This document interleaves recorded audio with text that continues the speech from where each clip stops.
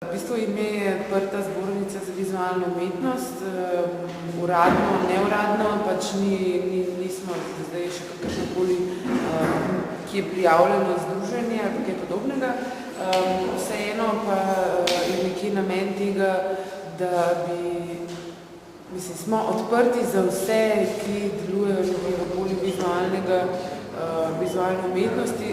Tle se tako za umetnike, kot tudi tiste na drugi strani.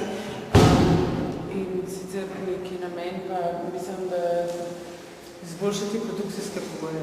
Ja. Za začetek, potem pa naprej sploh sodelovanje z druge strani, z galerije, z državo.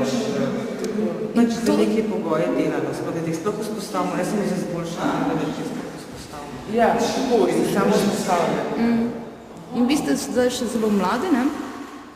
Pred kratkim nastali, če se ne motim, ne? Sama zbornica. Sama zbornica, ja. Ja, v bistvu nekje pobuda za to je nastala na pogovoru ob razstavi 23. člen, ki so jo kurirali z Alenko Gregorič v Škucu.